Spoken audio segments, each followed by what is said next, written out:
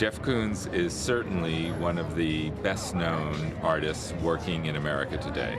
He is this quintessential American character and one of the most fascinating people of the late 20th and early 21st centuries.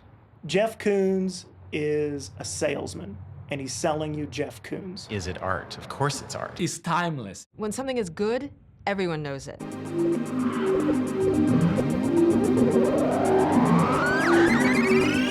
My name's Jeff Koons. I'm an artist, fine arts artist.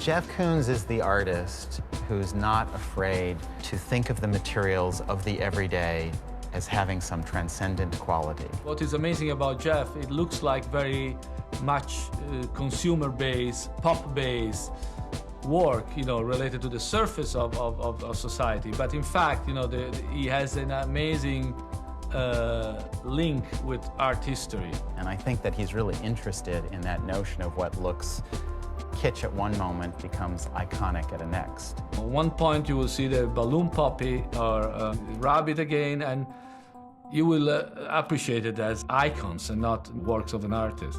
If people look at my imagery and they get a sense of kind of consumerism or mass culture, it's that I'm working with images that are very familiar to us, and because it's about acceptance, and it's that, these things are fine, they're wonderful, and it's accepting of them. I went to a gallery in the late 80s and saw a show called Banality, and it was a pretty shocking and disturbing show where you realized that all societies, no matter how sophisticated, have this fascination with glitz and kitsch and celebrity, and he really nailed that in this show. The notion of kitsch has been prominent in distinguishing bad work from good work.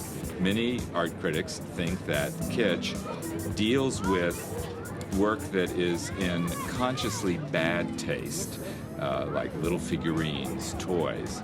The notion of kitsch changes all the time. Some people just react very strongly against that kitsch, against stuff that you see on a shelf in a suburban house, a Hummel figurine, or something like that, and they just cannot imagine that being art. And I think it's the twist that he makes on it that makes it really interesting and radiates out certain ideas. Jeff Koons' art is actually, it is a reflection of a certain Americana. He takes the ordinary and he doesn't make representations out of it. He just gives us what we as a culture are. Someone can be suspicious about why they like something, or they can be suspicious about why they find something beautiful. They begin to question their own instincts and see if they're correct in the way that they're thinking or feeling. But beauty never lies, and those kinds of powerful, strong materials never lie. Over the last 20 years, he's had a very consistent body of work which treats certain themes: life, death, sex, passion, consumerism, modern society, and its obsessions. Art that lasts tends to hook into big themes about humanity, about culture, and also tends to be art that both reflects its time and also has lasting potential, multiple readings. He's already solidly written into art history. I mean, if the world ends tomorrow, Jeff still already has his place in the great pantheon of art history.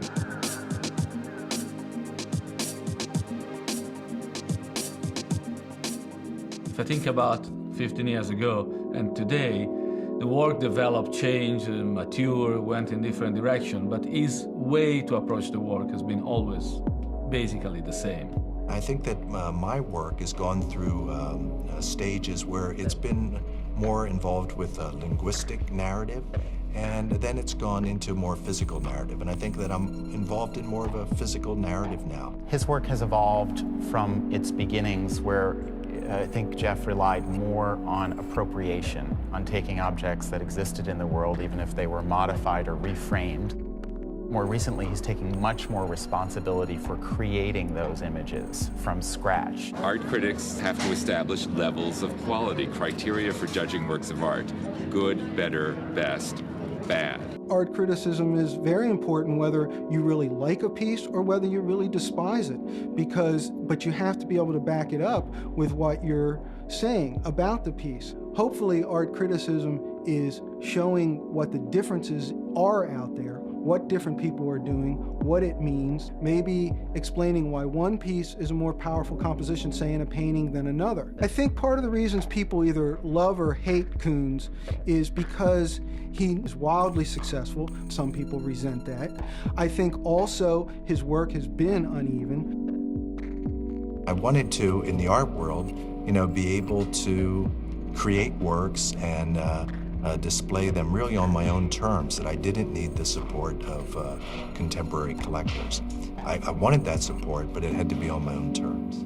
Jeff really believes in the power of art beyond the economic that is attached to his work, which is extremely expensive, not only to buy, but also to produce it. This recent auction in London that we had of Jeff Koons' Balloon Flower was immensely successful. We sold the work for just a bit below $26 million. And so when Jeff's work, particularly a very, very prime, outstanding example such as Balloon Flower, comes to market, there are people that are willing to pay what it takes to have the best. Koons is more of a celebrity artist than we've seen since Andy Warhol.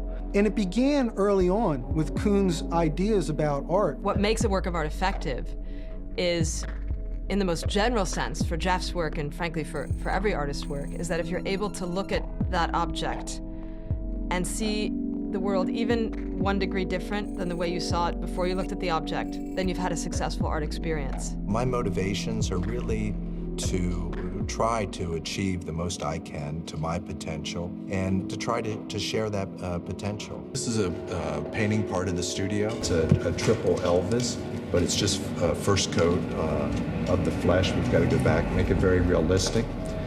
People are mixing paint here, this part of the studio. I'll make printouts of the type of images I want to work with. Then they'll break down the colors of those images, and then they'll tube everything. So it ends up that thousands of colors are mixed and tubed, and they're waiting for the painters to paint the painting. So in this room, the paintings are from different times. Some of them are from today.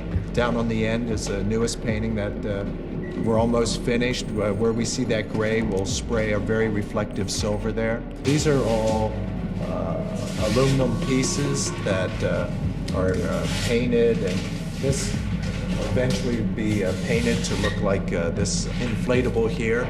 This is an original that we've used for the design. Jeff's strength as an artist is that he's an incredible perfectionist. It really has to be perfect. Perfect like no other. I really don't know anyone who strives for that level of perfection and manages to achieve it. I'm very excited about the upcoming exhibition at the Museum of Contemporary Art. I've always had a great collector base in Chicago. This is a very personal exhibition for the MCA Chicago in that we presented Jeff Koons' first solo museum show in 1988, and now, exactly 20 years later, we are again collaborating with Jeff Koons on a magnificent exhibition. I want to thank the MCA. I've enjoyed every moment of working on this exhibition, especially installing the show. I didn't anticipate just how vast art could be, and really the type of role it could play in my life, and the enjoyment and fulfillment and interest that it could generate. So that's really the success. Which artists will hold up for time is partly a function of future generations' judgments and not our own, and it's always hard to see outside your time. Art's been a wonderful vehicle within my life. It's brought transcendence. And so I hope that when somebody views a work of art, that they realize that the art is really inside them. It's never in the object, it's never in the image that they're viewing. The art happens within them. It's always about their potential.